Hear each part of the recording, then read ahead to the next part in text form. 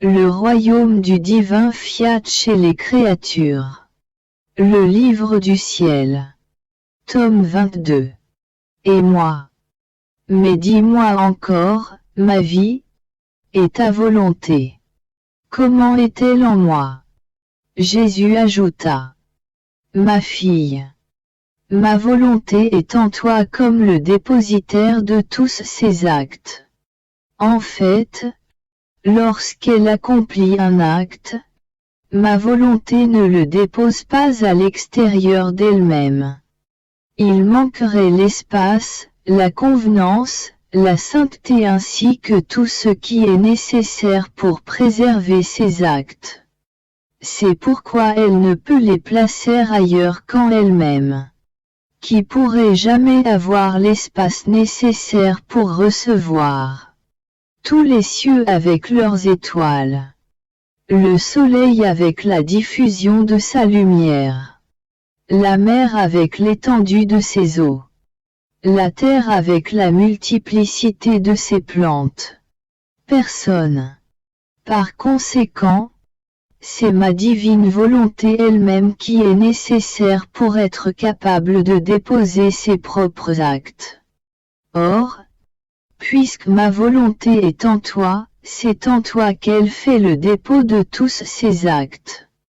Car elle trouve dans son fiat une magnitude et une sainteté dignes d'elle.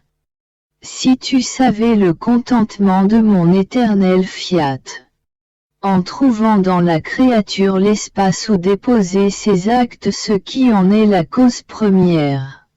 Car c'est pour la créature qu'ils ont été accomplis. Par conséquent, tous les actes de ma divine volonté sont en toi. Et c'est de toi qu'ils sortent en emportant avec eux la gloire qui leur est due. Oh! Comme il se sent récompensé. En trouvant, dans tous ses actes, la créature rendant gloire à sa lumière, à sa sainteté, à son immensité.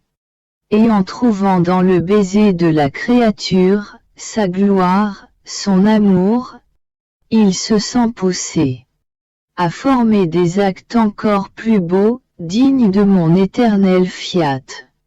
Uniquement pour l'amour de celle en qui il peut en faire le dépôt, afin de recevoir son nouveau baiser, son amour, sa gloire. C'est pourquoi où que soit ma volonté, il y a tout. Il y a les cieux, le soleil, la mer et toutes choses. Rien ne peut y manquer de toutes ses œuvres. Ma volonté contient tout. Elle préserve tout. Elle a de l'espace pour tout de façon à enclore toutes choses en elle-même. Je suivais selon ma façon habituelle les actes de la suprême volonté. Mais pendant que je faisais cela, mon doux Jésus est sorti de mon intérieur. Il était très affligé et très las, et soupirait avec une immense tristesse. Je lui dis, « Qu'est-ce qui ne va pas, qu'y a-t-il, mon amour? Pourquoi es-tu si malheureux et si triste? » Et Jésus, « Ma fille, si tu savais combien de souffrances reçoit ma volonté, tu pleurerais avec moi. Ma volonté a son mouvement et son acte continuel dans toute la création. Elle englobe tout et dans toutes les choses créées, elle présente à chaque créature son acte incessant. Mais ne trouvant pas sa propre volonté dans les créatures pour donner son acte, elle trouve au contraire des volontés humaines couvertes de bouées. Elle est forcée d'y placer ses actes afin de les protéger. Elle est torturée par la douleur de placer dans la boue la noblesse, la sainteté et la pureté de ses actes divins. Elle ne trouve pas le cortège de sa propre divine volonté dans les actes qu'elle dépose dans la créature. Et elle en souffre intensément. Je sens sa douleur en chacun de ses actes. De même qu'en chaque acte qu'elle permet à la créature d'accomplir. Si la créature parle, agit et marche, c'est dans ma divine volonté, qui est le mouvement premier de sa parole, de son agir et de son pas. Et pourtant, on ne regarde pas ma divine volonté. On la met de côté comme si ma volonté était extérieure à la créature, alors qu'elle soutient la partie essentielle et vitale de son acte. Oh!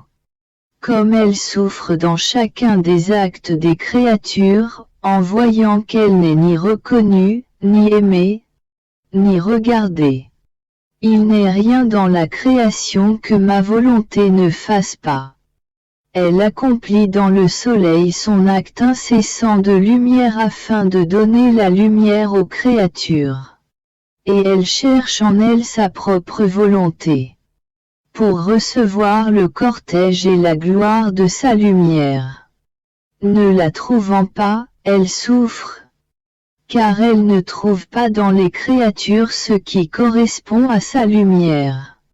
Au contraire, elle trouve en elle les ténèbres et la froideur qui offensent sa lumière et sa chaleur. Quelle tristesse! Ma volonté accomplit son acte continuel dans l'air. En le respirant, elle forme dans l'air un acte vital afin que les créatures reçoivent la vie en le respirant. Mais en leur donnant la vie, elle ne trouve pas en elle le souffle de sa propre divine volonté qui, en respirant avec les créatures, formerait en elle la vie divine.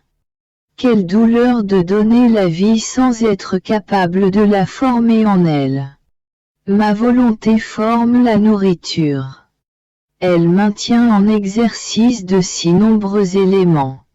La terre, le vent, le soleil, l'air, l'eau, les semences afin de former cette nourriture et de la donner aux créatures afin de trouver en elles sa propre volonté. Mais non, c'est en vain, et sa douleur devient plus intense. Que ne fait pas ma volonté dans la création? Il n'est aucune chose en laquelle ma volonté ne maintienne son acte primordial de vie. Elle court et court sans cesse vers la créature.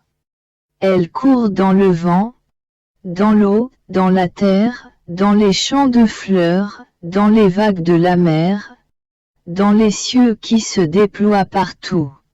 Elle court afin de trouver sa volonté dans les créatures. Ne la trouvant pas, elle ressent une douleur en toutes choses. Elle sent que ses propres actes lui sont arrachés sans servir sa propre volonté. Oh! Si la créature pouvait lire les caractères de mon divin fiat, en tout ce qu'elle voit, entend, touche et prend, elle lirait la douleur incessante de cette volonté qui court et courra toujours, dans le seul but de trouver en elle ma volonté. La seule raison pour laquelle l'homme et toute la création ont été créés. Et si ma volonté préserve la créature, c'est pour atteindre son but et donner du répit à une si longue douleur. La raison de tout ce que je fais pour que ma divine volonté soit connue, c'est qu'elle puisse régner et dominer. Tout sera donné à ses enfants. Car eux seuls ôteront les caractères de douleur pour les remplacer par des caractères de joie, de gloire, de bonheur dans toutes les choses créées. Parce qu'ils recevront à travers eux la divine volonté. La divine volonté se laissera trouver en eux, pour rendre les justes hommages et la gloire, qui sont dus aux actes que ma volonté exerce dans toute la création. J'ai ensuite continué à suivre les actes de la suprême volonté. En arrivant au point où la reine souveraine conçue en son sein très pur, je pensais en moi-même. Le cœur de ma céleste mère a fourni son sang, son amour et la divine volonté régnant en elle. afin de former la conception du Verbe en elle. Je veux moi aussi fournir mon amour, mes souffrances et la divine volonté régnant en moi pendant qu'elle conçoit en son sein. Pour pouvoir moi aussi placer quelque chose de moi dans la conception de Jésus. Afin d'adorer le fiat éternel dans un acte si grand, et aussi pour que, après avoir donné quelque chose de moi, il puisse être conçu en moi. Mais je me disais en pensant cela. Me voilà encore comme d'habitude avec des choses étranges. Mais, après tout, c'est de l'amour que je veux donner à Jésus, c'est sa très divine volonté pour l'honneur de sa conception. Et Jésus, se manifestant en moi, me dit, ma fille, c'est moi qui conduis ton âme à faire ce que je veux. Et souvent je ne t'en donne même pas la raison.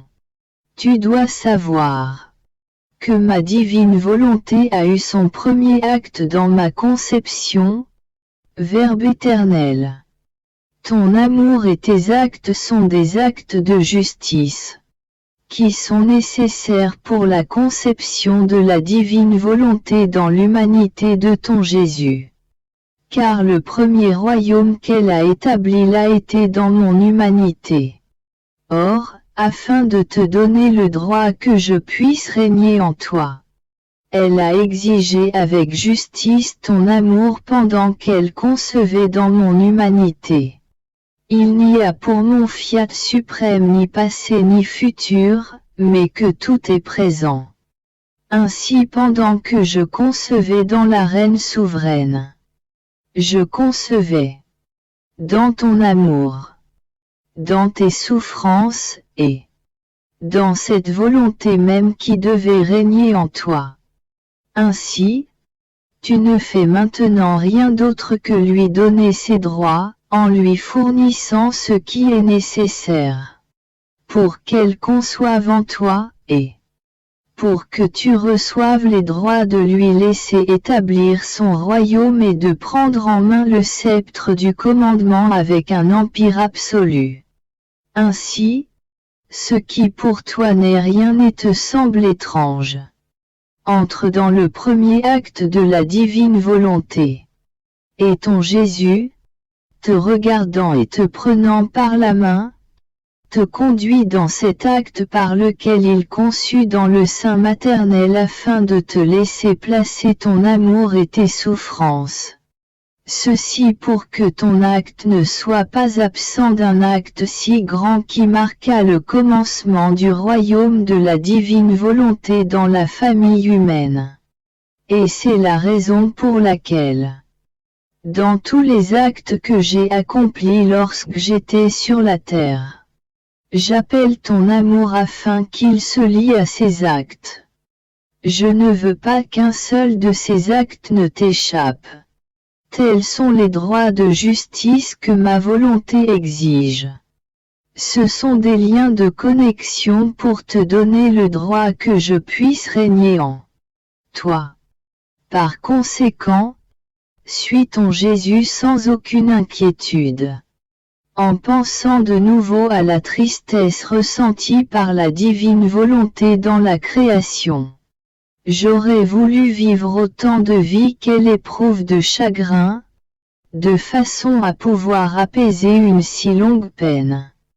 Et je pensais combien pouvait être triste l'état dans lequel se trouvait le fiat dans les créatures.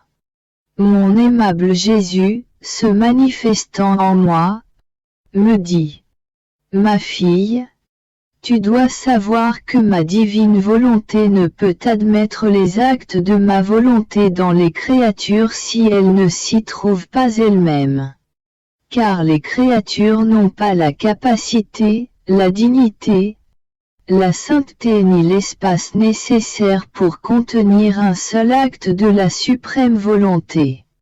Et c'est là une autre de ses tristesses. Mais par la nature de sa bonté, elle communique ses effets. Il en va comme du soleil qui communique ses effets sur la terre, mais sans y demeurer, autrement la terre deviendrait radieuse et lumineuse. Tandis qu'après le passage du soleil, la terre reste ce qu'elle est, un corps noir. Cependant, les effets servent à la préserver et à produire les plantes, les fleurs et les fruits. Cela se passe aussi avec l'eau, qui communique ses effets à la terre, mais non la source de sa vie. Si bien que s'il ne pleut pas, la terre reste sèche et incapable de produire un seul brin d'herbe. C'est pourquoi la terre, qui ne possède ni la vie du soleil ni celle de l'eau, a besoin du soleil qui lui communique ses effets quotidiens, et de l'eau pour l'arroser très souvent afin d'être préservée et capable de produire. C'est la même chose avec les actes de ma divine volonté. Elle veut se donner pour que la créature devienne soleil, afin de pouvoir former sa vie, mais ne trouvant pas sa volonté. Dans sa douleur, saisie par les excès de sa bonté, elle communique ses effets qui servent à préserver l'objet de ses peines. Personne ne peut te dire la valeur, la puissance, la sainteté, la lumière et l'immensité que contient un seul acte de mon divin fiat, à l'exception de ton Jésus. Seule celle qui possède une divine volonté peut contenir ces actes. Par conséquent, seul le fiat peut élever la créature à la divine sainteté et à la noblesse, qui lui donne la ressemblance avec son Créateur. Toutes les autres créatures, si bonnes et louées qu'elles puissent être en raison de leur capacité, de leur ingéniosité et de leur industrie, resteront toujours semblables à la terre, qui ne possède ni la source de la lumière ni de l'eau, et elles recevront, comme de pauvres mendiantes, les effets de ma suprême volonté. Je traversai la mer de lumière du divin fiat en suivant ses actes. Oh! Comme je comprenais que tout le bien est en lui. Mon toujours aimable Jésus, se manifestant en moi, me dit: Ma fille, tant qu'elle ne laissera pas ma divine volonté régner en elle, la créature sera toujours malheureuse, toujours inquiète. Car si bonne, si sainte, si instruite et si riche qu'elle puisse être, elle sentira en elle qu'il lui manque la plénitude du bonheur et la mer de paix. Qui sont-elles? Que l'âme ne peut d'aucune manière être troublée ni voir son bonheur brisé. Elle ne peut donc être heureuse qu'à moitié et sa paix sera diminuée de moitié. Parce que sa paix n'est pas entière. La moitié qui lui manque restera une voie ouverte au malheur et au trouble. C'est également ce qui se produit dans l'ordre naturel. Celui-ci est riche. Il ne manque de rien, il possède ses 10, 20 millions ou milliards. Mais sachant qu'il pourrait en gagner plus et être plus riche encore, il se sent inquiet, malheureux. Comme s'il mettait sa richesse de côté, il ne pense plus qu'aux autres richesses qu'il pourrait acquérir. Le pauvre. Comment pourrait-il être heureux, en paix, s'il lui manque la source des biens qui lui dit « Repose-toi, tout appartient et tout ce que tu désires est en ton pouvoir. Celui-là est roi. Mais que de tristesse sous cette couronne. Peur de perdre son royaume. Espoirs et envie d'en acquérir d'autres, de régner sur le monde entier au prix de guerre. Ainsi, la possession d'un royaume ne sert à rien d'autre qu'à rendre le pauvre roi malheureux et inquiet. Un autre encore est un érudit. Mais ne possédant pas toutes les sciences et sachant qu'il pourrait en acquérir d'autres, il ne connaît pas de repos et ne se sent ni heureux ni en paix. Combien de fois, face à un plus savant que lui, il se sent humilié et malheureux de ne pas posséder la totalité de toutes les sciences. Or, la même chose se produit dans l'ordre surnaturel. Celui-là est bon. Mais il n'a pas le sentiment de posséder en lui-même la source de la bonté. Car il sent qu'en certaines occasions sa patience est faible, sa fermeté dans le bien intermittente, sa charité très souvent boiteuse, sa prière inconstante. Cela le rend malheureux, inquiet. Car il voit que son bonheur n'est pas complet. C'est comme s'il ne l'avait qu'à moitié, et l'autre moitié qui lui manque sert à le torturer et à le rendre malheureux. Le pauvre, comme il apparaît clairement qu'il lui manque le royaume de ma divine volonté. De fait, s'il régnait en lui, il posséderait la source de la bonté qui lui dirait « Repose-toi ». Tout est en ton pouvoir source de patience, de fermeté, de charité, de prière. Et ressentant la source en lui-même, il sentirait la mer de bonheur et de paix s'étendre en lui et en dehors de lui, et le malheur et l'inquiétude ne trouveraient plus le moyen d'entrer en lui. Un autre est saint, mais en certaines circonstances, il ne sent pas en lui-même la source de sainteté, la lumière qui nous fait tout connaître, qui lui montre toujours où se trouve la voie et le bonheur. La connaissance de Dieu n'est pas pleine, l'héroïsme des vertus vacille en lui. Aussi, avec toute sa sainteté, il n'est pas heureux ni en paix. Car comme la domination totale de mon divin fiat est absente, il lui manque la source de la lumière, qui éclipse la semence de tous les maux, pour la remplacer par la source du bonheur et de la paix. C'est pourquoi tant que les créatures ne laisseront pas régner ma divine volonté, il n'y aura pas dans le monde ni l'idée, ni la vraie connaissance de ce que signifie la paix véritable et la plénitude du bonheur. Toutes choses, si bonnes et saintes qu'elles soient, n'auront pas leur plénitude. Car étant donné l'absence de la domination et du règne de ma suprême volonté, il manque ce qui communique la source de tout bonheur. C'est une source. Par conséquent, on peut y prendre ce qu'on veut et comme on veut. C'est la raison pour laquelle je désire que ma volonté soit connue et forme son royaume parmi les créatures. Parce que je veux les voir heureuses et de ce bonheur, avec lequel je les ai produites en les créant, lorsqu'elles sont sorties du sein de leur Créateur, qui possède tous les bonheurs possibles et imaginables. Après cela, je suivais la sainte divine volonté. Sentant que j'étais sans mon doux Jésus, je délirais. Car je voulais celui qui, me faisant souffrir, me faisait connaître le plus dur des martyrs au point que je ne pouvais plus le supporter. Et mon toujours aimable Jésus, sortait de moi-même. Il me dit, « Ma fille, le martyre de l'âme est plus grand, plus noble.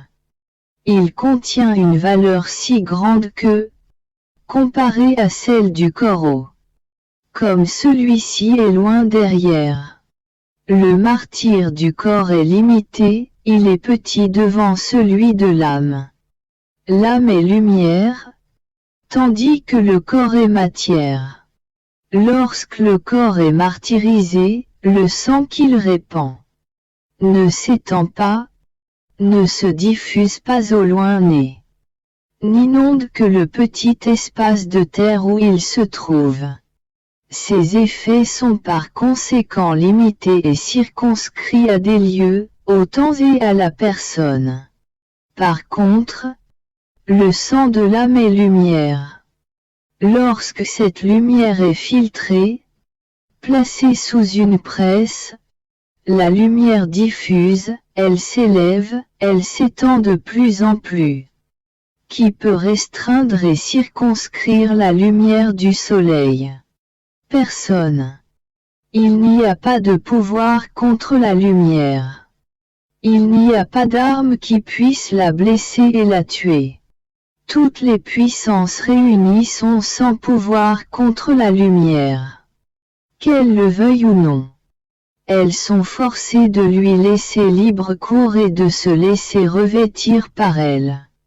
Et si quelqu'un, pris de folie, pensait à l'arrêter avec une puissance qui est toute sienne et naturelle, la lumière se rirait de lui, victorieuse, répandrait sur lui encore plus de lumière. Or, l'âme est plus que le soleil. Lorsqu'elle souffre de privation et est écrasée sous ce pressoir, c'est autant de rayons qu'elle acquiert pour s'étendre et se répandre davantage. Et comme c'est une souffrance de vie divine, en faisant la divine volonté, l'âme offre dans ce martyre l'acte le plus beau, et sa lumière s'étend si loin que personne ne peut l'atteindre. Car c'est une divine volonté qui entre dans ce martyre causé par la privation de ton Jésus. La matière n'entre pas du tout dans ce martyre. Mais tout est lumière. Ton Jésus est lumière. Ma volonté est lumière. Ton âme est lumière. Qui forme un tel enchantement de lumière que le ciel et la terre en sont revêtus, apportant à tous le bénéfice de la chaleur et de la lumière. C'est pourquoi le martyre du corps n'est rien en comparaison de celui-ci. Je faisais ma ronde à travers la création tout entière. J'avais revêtu les cieux, le soleil, la mer en somme, toutes les choses créées, de mon « je vous aime, je vous adore ». Je vous bénis. Pour chanter la gloire de mon Créateur dans toute la création. Pendant que je faisais cela, mon Jésus se manifesta en moi et me dit: Ma fille, écoute avec moi toutes les harmonies de la création. Écoute, la mer murmure. Mais dans ce murmure on peut entendre une note plus belle. Le « je vous aime, je vous adore, je vous bénis », la gloire, que la petite fille de ma volonté murmure de concert avec la mer. Et en faisant murmurer toute la mer, elle fait dire aux eaux ses refrains d'amour à son Créateur. Oh! Comme la mer acquiert de nouvelles notes d'harmonie et de beauté, de nouveaux sons plus beaux, parce que ma petite fille fait parler sa voix dans ma divine volonté, et fait parler la mer, et rend la gloire de la mer à son Créateur. Écoute, le soleil également, dans sa lumière qui tombe du ciel et revêt la terre entière. Fait pleuvoir avec sa lumière tes notes amoureuses, tes refrains bienvenus. Je vous aime, je vous glorifie, je vous adore. Je vous bénis. En fait, la divine volonté qui règne en toi est une avec celle qui règne dans le soleil. Oh! Avec quelle éloquence parle la lumière! Comme l'amour de son Créateur s'écoule dans la chaleur. Combien d'harmonies et de notes nouvelles qui ne sont pas les siennes il acquiert. Parce qu'il y a la petite fille de la suprême volonté qui émet ses actes en cette volonté. Elle fait sa volonté une avec celle de toute la création et elle administre sa voix et ses actes à toutes les choses créées. Écoute, la nature de la mer, celle du soleil, n'ont pas la vertu de la parole. Trouvez quelqu'un qui vit dans ma volonté et leur communique sa voix et ses actes. C'est la chose la plus étonnante, la plus grande gloire que tu puisses donner à ton Créateur. Ainsi, il n'est pas une seule chose créée qui ne soit revêtue de tes actes. Je fais mes délices d'écouter tes notes et tes refrains répétés. Dans les cieux, dans le vent, dans la pluie qui tombe, dans le chant du petit oiseau, en toutes choses. Et je veux que toi aussi, avec moi, tu entendes tes propres harmonies que tu formes dans la création tout entière. Ma fille, le plus petit mouvement, le plus petit souffle accompli dans la divine volonté, est tout de Dieu. Parce que cela lui appartient, il trouve en toute chose ce qui est sien. Dans l'acte accompli dans mon divin fiat, il trouve la sainteté divine. Il trouve sa lumière. Il trouve sa bonté, son amour, sa puissance. Rien ne manque à cet acte de ce qui appartient à Dieu. Par conséquent, ils peuvent être appelés des actes divins, qui sont les plus beaux, les plus saints et les mieux accueillis. Devant ces actes, tous les autres actes, si bons qu'ils puissent être, perdent leur valeur, leur goût, et ne peuvent jamais me plaire. Il en va comme d'un seigneur extrêmement riche. Il possède des richesses, des jardins, des fermes avec les plus beaux fruits, que personne ne peut égaler. Or, comme ce Seigneur sait que personne ne possède des fruits et des choses comparables, si ses fils ou ses serviteurs lui apportent les fruits de son propre jardin, il les apprécie, il les reçoit avec amour pour en manger à satiété.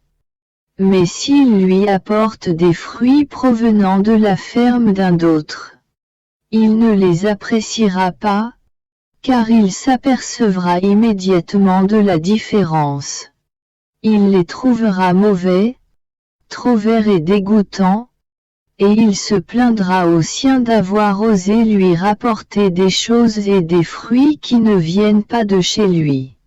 Il en est de même pour nous, tout ce qui est fait dans notre divine volonté est à nous. C'est le fruit de nos fermes sans limite. Parce que ce sont nos propres choses. Nous ne trouvons rien en elles qui soit indigne de notre divinité. Par conséquent, nous trouvons grand plaisir à les recevoir. Par contre, ce qui est fait en dehors de notre divine volonté est pour nous chose étrangère. À quoi manque l'empreinte divine, qui n'a pas la plénitude des saveurs, de la lumière, de la sainteté, de la douceur. Même dans les choses les meilleures, la volonté humaine y mettra toujours la part, qui n'est pas mûre, qui gâte le goût et les plus belles choses. Alors, voyant que ces produits ne sont pas de nos fermes, les fruits de notre divine volonté, nous les mettons de côté, et souvent nous ne les regardons même pas. Par conséquent, je te le recommande. Ne laisse rien sortir de toi qui n'entre dans la lumière de ma suprême volonté, afin que tout puisse venir de nous et nous être très agréable. Je continue mon vol dans la suprême volonté, qui tient toute la création dans le creux de sa main. Je suis forcé de voler d'une chose à une autre afin de retracer toute cette gloire que je peux, à travers elle, rendre à mon Créateur, et le payer avec mon amour pour tout ce qu'il a fait pour l'amour de moi et de tous. J'étais en train de faire cela lorsque mon Jésus se manifesta en moi. Il me dit: Ma fille, lorsque notre divinité créa la création tout entière, elle la garde unie à elle par un lien. Ainsi, on peut dire que les cieux conservent leur relation avec Dieu, qu'ils sont fixés en Dieu, et que c'est de Dieu qu'ils étendent leur immensité. Les étoiles sont reliées à Dieu.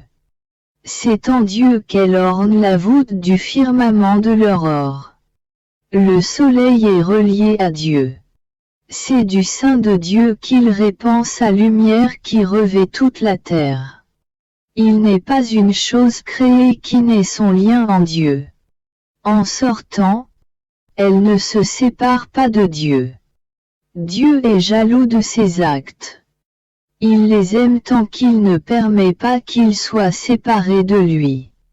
Par conséquent, il les garde tout fixés en lui, comme gloire éternelle de ses propres actes, comme porte-parole de son être aux créatures.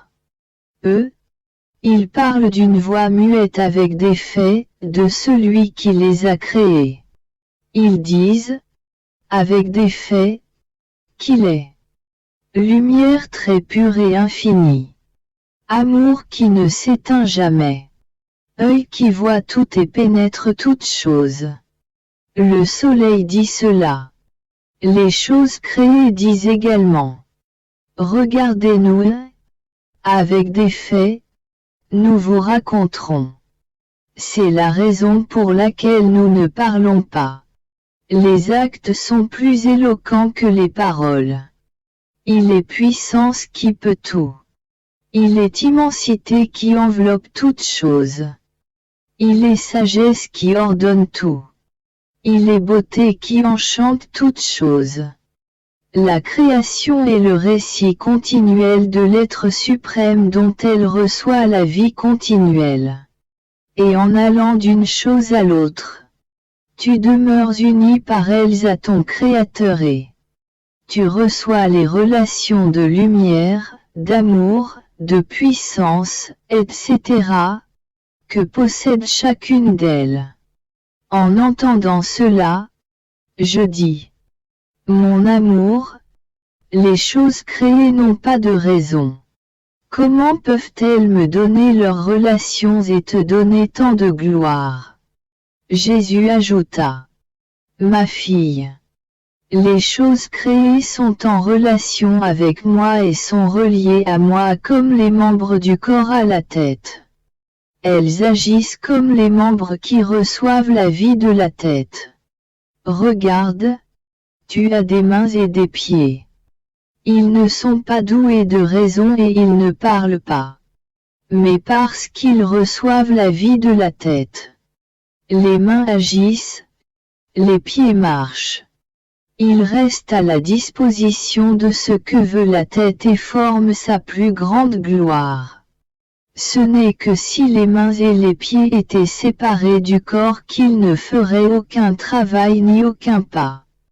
Car ils perdraient alors la vie que la tête leur communique. Il en va de même pour la création tout entière. Les choses créées n'ont pas de raison et ne parlent pas. Mais elles sont unies à Dieu comme les membres du corps. Elles reçoivent la vie de leur Créateur. Par conséquent, toutes les choses créées agissent.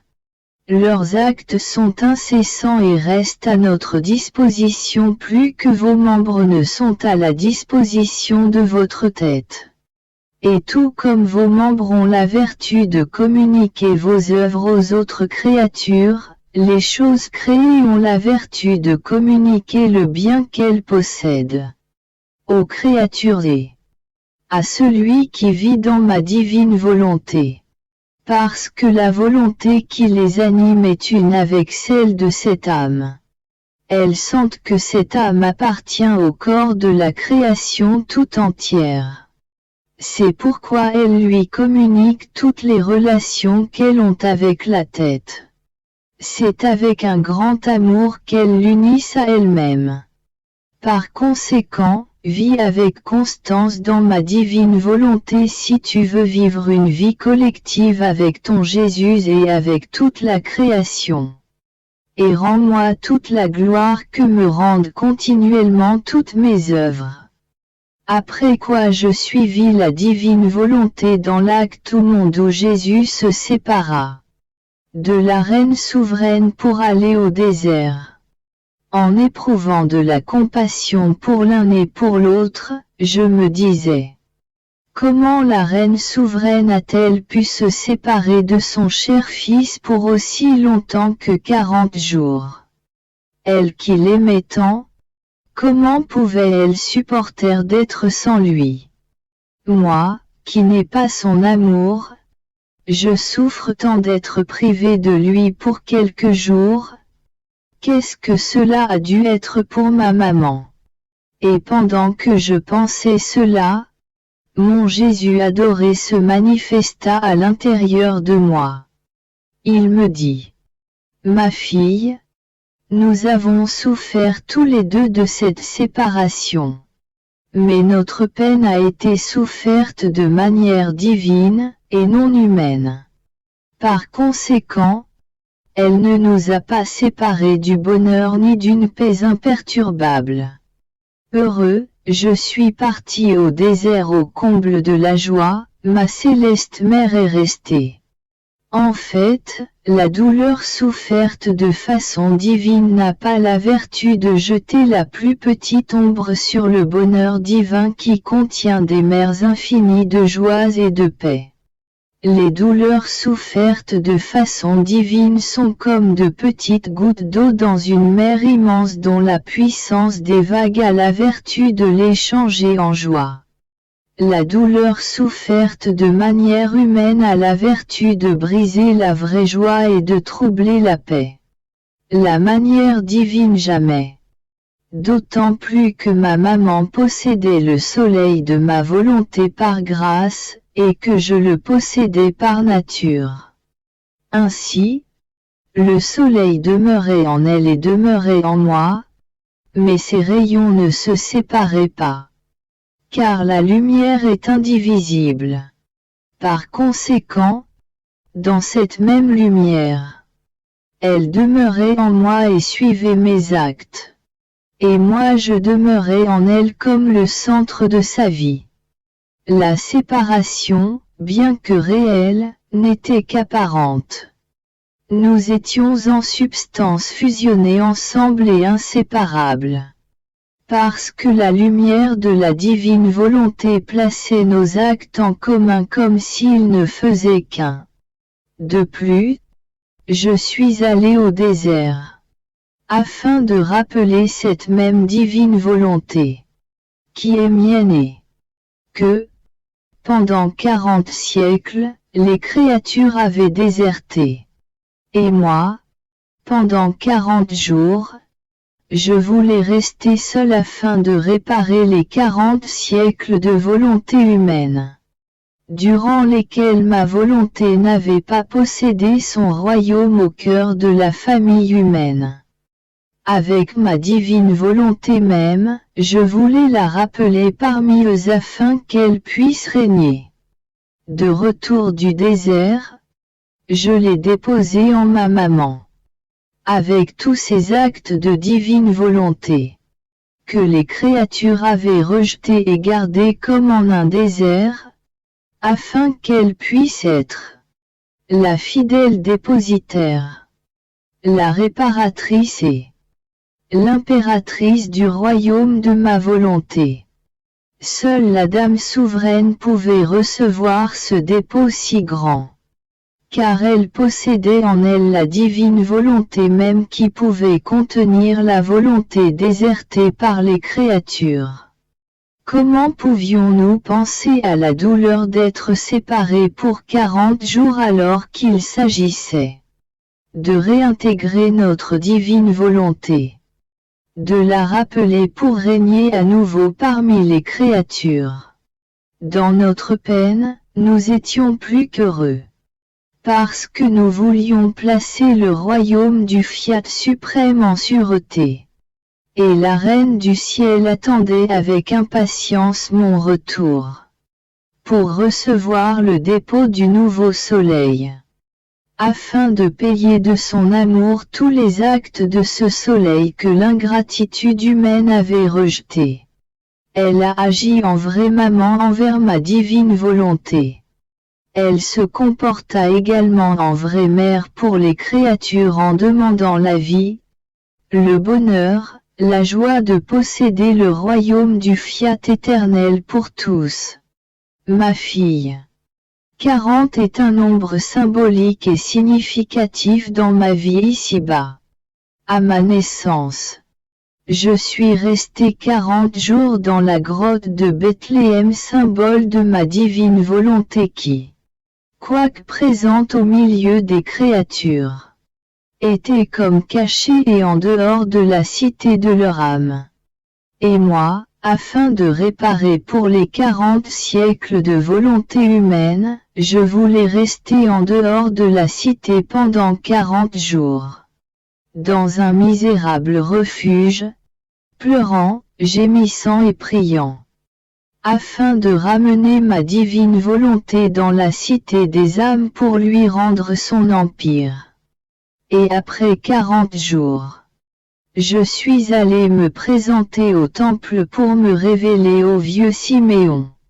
Il était la première cité que j'appelais à la connaissance de mon royaume. Et sa joie fut si grande qu'il ferma les yeux à la terre pour les ouvrir à l'éternité. J'ai passé 40 jours dans le désert. J'ai ensuite commencé immédiatement ma vie publique, pour leur donner les remèdes et les moyens de parvenir au royaume de ma volonté. Durant 40 jours je suis resté sur terre après ma résurrection, pour confirmer le royaume du divin Fiat et ces 40 siècles de royauté qu'il devait posséder. Ainsi, en tout ce que j'ai fait ici-bas, le premier acte fut la restauration du royaume. Toutes les autres choses arrivaient en deuxième lieu. Car le premier acte de connexion entre moi et les créatures fut le royaume de ma volonté. C'est pourquoi, lorsqu'il est question de ma volonté, je ne m'épargne rien. Ni la lumière, ni les sacrifices, ni les manifestations, ni le bonheur. Ce sont des mers que je libère de moi-même afin de la faire connaître, de la faire régner et de la faire aimer. J'étais tout abandonné dans le divin Fiat. C'est en lui que j'accomplissais mes actes. Une mer sans fin se rendait présente à mon esprit. Et moi, dans cette mer, je formais ma propre petite mer minuscule avec mes actes. C'était comme si les eaux devenaient de plus en plus profondes et s'étendaient, ils s'élevaient autour de moi comme en un cercle. Pour me donner plus d'espace où placer mes actes au milieu de la mer, et me laisser former ma propre petite mer à l'intérieur de cette mer. J'étais surprise en voyant que cette mer, qui semblait être de l'eau, était faite de lumière et que ces énormes vagues formaient le plus magnifique enchantement, le plus doux et le plus gentil murmure, plus que de la musique. Et mon doux Jésus, sortant de mon intérieur, me dit: Ma fille, l'âme qui œuvre dans ma divine volonté œuvre en Dieu lui-même, et ses actes demeurent en lui. La mer que tu vois est l'être suprême. jaloux de tout ce qui peut être fait de saint dans ma volonté, étant la mer infinie de son être autour de l'âme, afin de recevoir ses actes. Et il les conserve en lui la minuscule petite mer des actes que cette âme a accomplis dans sa divine volonté. Notre satisfaction et notre amour pour l'âme qui vit dans notre divine volonté sont si grands qu'en la voyant uvérée, nous nous abaissons vers elle pour former un cercle autour d'elle et la laisser uvérer en nous. Et elle s'élève jusqu'à nous. Et ses actes prennent place au milieu des nôtres pour faire nos délices et nous glorifier. Comme nous-mêmes nous faisons nos délices et nous nous glorifions entre nous. Après quoi, je suivis la divine volonté dans tout ce qu'elle a fait dans la création pour suivre ensuite les actes de rédemption. Et mon Jésus adoré me rendit présent ce qu'il avait fait en venant sur terre. Je le suivis pas à pas.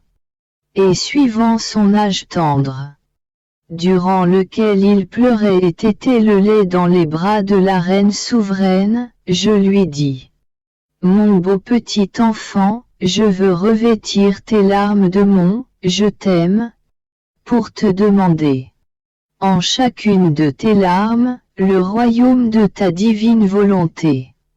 Et en chaque goutte de lait que te donne notre maman céleste, je veux laisser couler mon je t'aime, pour que, pendant qu'elle te nourrit de son lait, je puisse te nourrir de mon amour, et pour te demander, en chaque goutte de lait que tu prends, le royaume de ton divin fiat.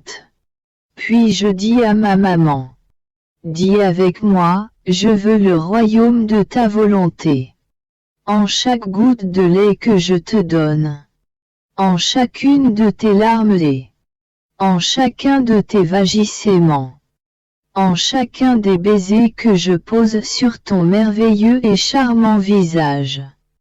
Quand cela sera dit par toi, Jésus donnera son royaume. Et la dame souveraine m'a fait plaisir en répétant cela avec moi. Mon doux Jésus me dit: Ma fille, pour chacun des actes que ma céleste mère a accomplis pour moi et ils étaient continuels, je les récompensais par un degré de grâce. Car je ne me laisse pas vaincre ni surpasser par les actes des créatures, je suis insurpassable. Par conséquent, si ma chère maman me donnait de l'amour, des actes, des pas, des paroles, moi, en chaque degré de grâce, je lui donnais une vie divine. Car la grâce n'est rien d'autre que la vie omniprésente de Dieu qui se donne aux créatures. Quelle grande différence entre un acte que peut donner une créature, et une vie divine que Dieu donne à chacun de ses actes. Ainsi, la Reine du Ciel était immensément riche de tant de vie divine qu'elle recevait à chaque instant. Elle les utilisait pour former le cortège, pour honorer, pour aimer, avec ses vies divines, son Fils, son Jésus, son tout. Tu dois savoir pourquoi je t'appelle maintenant, et pourquoi je te rends maintenant présent tout ce que j'ai fait dans ma vie lorsque j'étais sur terre, te montrant comment j'étais, tantôt en pleurs et tremblant de froid, tantôt dans les bras de ma maman, répétant ces actes du nourrisson tétant le lait, inondant ses mains maternelles de mes larmes, échangeant des baisers, etc. C'est parce que je veux tes actes, ton amour, avec celui de ma mère, et que tous mes actes soient suivis par les tiens, afin que je puisse te donner à toi aussi autant de degrés de grâce, pour chacun des actes que tu accomplis pour moi. Et cela, pour le décorum, L'honneur est le cortège de ma volonté qui veut former son royaume en toi. Ma volonté n'est pas inférieure à mon humanité. Elle mérite par conséquent les mêmes honneurs que mon inséparable maman m'a rendu. C'est pourquoi je veux que tes actes suivent les miens. Que je puisse autant de fois te donner ma vie divine. Par conséquent, sois attentive et suis-moi fidèlement. Que tout soit pour la gloire de Dieu et le triomphe du royaume du divin Fiat.